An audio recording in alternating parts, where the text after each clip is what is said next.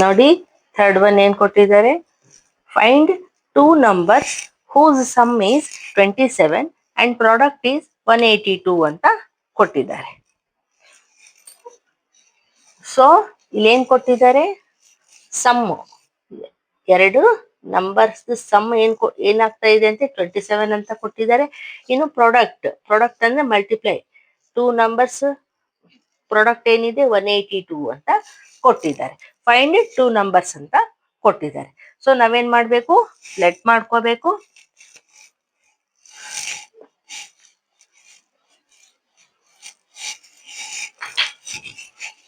So ನಾವೇನ್ ಮಾಡೋಣ, one ನಂಬರ್ನ ಲೆಟ್ ಮಾಡ್ಕೊಳ್ಳೋಣ. Let one number B X ಅಂತ ಲೆಟ್ ಮಾಡ್ಕೊಳ್ಳೋಣ. So another number will be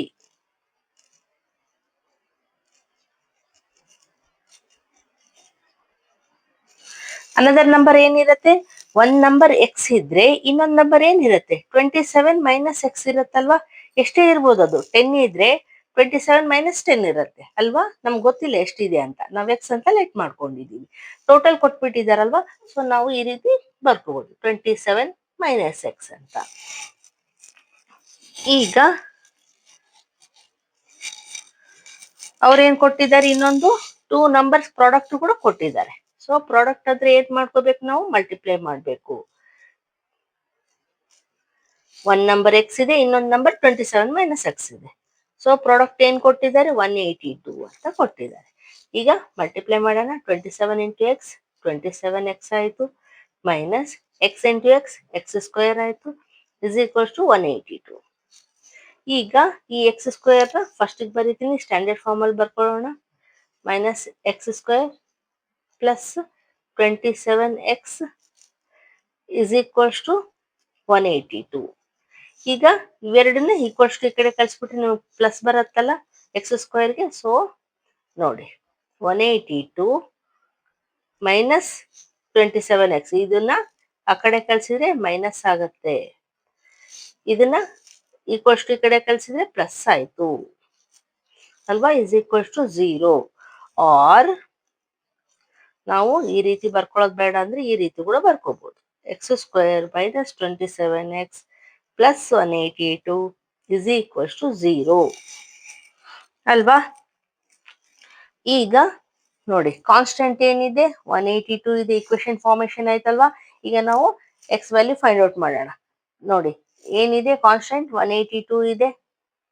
coefficient of X square ಏನೂ ಇಲ್ಲ ಅಂದ್ರೆ 1 ಇದೆ ಅಂತ ಅರ್ಥ. ಮಲ್ಟಿಪ್ಲೈ 1 ಮಾಡಿದ್ರೆ ಸೇಮ್ ಬರುತ್ತೆ. ಸೊ ಫ್ಯಾಕ್ಟರ್ಸ್ ಫೈಂಡ್ ಔಟ್ ಮಾಡೋಣ. 2 9s 2 1s. ಈಗ 7 ಇಂದನೇ ಹೋಗುತ್ತೆ, 3 ಇಂದನೂ ಹೋಗಲ್ಲ. ಸೊ 7 1s 7, 21 ಉಳಿತು. 7 3s 21, ಹಾಗೆ 13 1s ಬರುತ್ತೆ. ಸೊ ನಮಗೆ ಮಿಡಲ್ ಟರ್ಮ್ ಏನ್ ಬೇಕು, 27 ಬೇಕು. ಸೊ ಏನ್ ಮಾಡ್ಬೋದು ನೋಡಿ, 2 7s 14, 14 ಪ್ಲಸ್ 13 ಮಾಡಿದ್ರೆ ನಮ್ಗೆ 27 ಬರುತ್ತಲ್ವಾ. ಸೊ ಅದೇ ರೀತಿ ಬರೆಯೋಣ. X square minus 14x minus 13x add ಮಾಡಿದ್ರೆ ಮೈನಸ್ 27x ಬರ್ತಾ ಇದೆ ನೋಡಿ. ಇಂಟು ಮಾಡಿದ್ರೆ ಮೈನಸ್ ಇಂಟು ಮೈನಸ್ ಪ್ಲಸ್ ಆಯ್ತು ನೋಡಿ. ಇಲ್ಲೇ ಫ್ಯಾಕ್ಟರ್ಸ್ ಇದಾವಲ್ಲ, 14 ಇಂಟು 13 182. ಸಾರಿ, ಇಲ್ಲಿ ಪ್ಲಸ್ ಬರಿಬೇಕಾಗಿತ್ತು.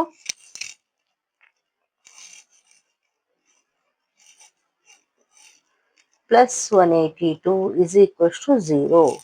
ಈಗ ಇದರಲ್ಲಿ ಎಕ್ಸ್ ಕಾಮನ್ ತೆಗೆಯೋಣ. ಎಕ್ಸ್ ಉಳಿತು, ಮೈನಸ್ ಇಲ್ಲಿ 14 ಉಳಿಯುತ್ತೆ. ಇಲ್ಲಿ 13 ತಗೊಳ್ಳೋಣ ಕಾಮನ್. ಓಕೆ, ಬೇರೆ ಏನು ಬರಲ್ಲ. ಸೊ ಇಲ್ಲೇನು ಉಳಿಯುತ್ತೆ, ಎಕ್ಸ್ ಉಳಿಯಿತು. ಈಗ ಇಲ್ಲಿ ಪ್ಲಸ್ ಇದೆ ನೋಡಿ, ನಾವು ಇಲ್ಲಿ ಮೈನಸ್ ತಗೊಂತೀವಿ. ಯಾಕೆ, ಮೈನಸ್ ಇಂಟು ಮೈನಸ್ ಪ್ಲಸ್ ಆಗುತ್ತೆ. ಓಕೆ, ಇಲ್ಲಿ ನಮ್ಗೆ ಸೇಮ್ ಆಗ್ಬೇಕು ಅಲ್ವಾ, ಸೇಮ್ ಬಂದೇ ಬರುತ್ತೆ.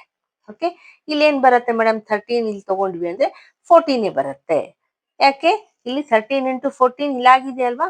ಸೊ ಇಲ್ಲಿ ಕೂಡ ಆಲ್ರೆಡಿ ಇದೆ, ಇಸ್ ಈಕ್ವಲ್ಸ್ ಟು 0. ಈಗ ಎಕ್ಸ್ ಮೈನಸ್ 14 ಕಾಮನ್ ಇದೆ, ಇನ್ನೊಂದು value x minus 30 is equals to 0. So x minus 14 is equals to 0 ಒಂದಾದ್ರೆ, x minus 13 is equals to 0 ಇನ್ನೊಂದಾದ್ರೆ. ಈಗ ಎಕ್ಸ್ ಇಸ್ ಈಕ್ವಲ್ಸ್ ಈ ಮೈನಸ್ 14 ಈಕ್ವಲ್ಸ್ ಈ ಕಡೆ ಕಳಿಸಿದ್ರೆ ಪ್ಲಸ್ 14 ಆಯ್ತು. ಎಕ್ಸ್ ವ್ಯಾಲ್ಯೂ ಬಂತು. ಅದೇ ರೀತಿ ಇಲ್ಲಿನೂ x is equals to -13 equals ಆ ಕಡೆ ಕಳಿಸಿದ್ರೆ +13 ಆಯ್ತು.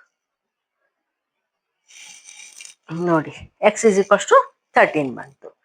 ಈಗ ನಾವ್ ಏನಂತ ಲೆಟ್ ಮಾಡ್ಕೊಂಡಿದ್ವಿ, ಒಂದ್ ನಂಬರ್ನ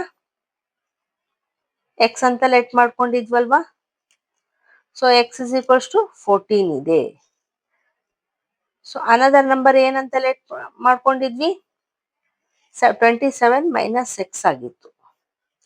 ಸೊ 27 ಮೈನಸ್ ಎಕ್ಸ್ ವ್ಯಾಲ್ಯೂ ಏನ್ ಬಂತು 14 ಇಸ್ ಈಕ್ವಲ್ಸ್ ಟು 27 ಅಲ್ಲಿ 14 ಮೈನಸ್ ಮಾಡಿದ್ರೆ 13. ಓಕೆ, ಇದು ಎಕ್ಸ್ ಇಸ್ ಈಕ್ವಲ್ಸ್ ಟು 14 ತಗೊಂಡಾಗ. ಈಗ ಇಲ್ಲಿ 2 ವ್ಯಾಲ್ಯೂಸ್ ಬಂದಿದಾವಲ್ವಾ.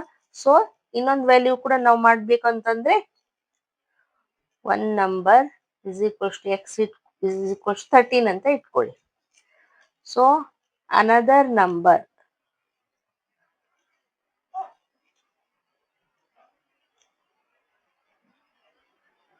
ಏನಾಗುತ್ತೆ 27 ಮೈನಸ್ ಎಕ್ಸ್ ಆಯ್ತು. ಸೊ 27 ಮೈನಸ್ ಎಕ್ಸ್ ವ್ಯಾಲ್ಯೂ 13 ಆದ್ರೆ 27 ಮೈನಸ್ 13 14 ಉಳಿಯುತ್ತೆ.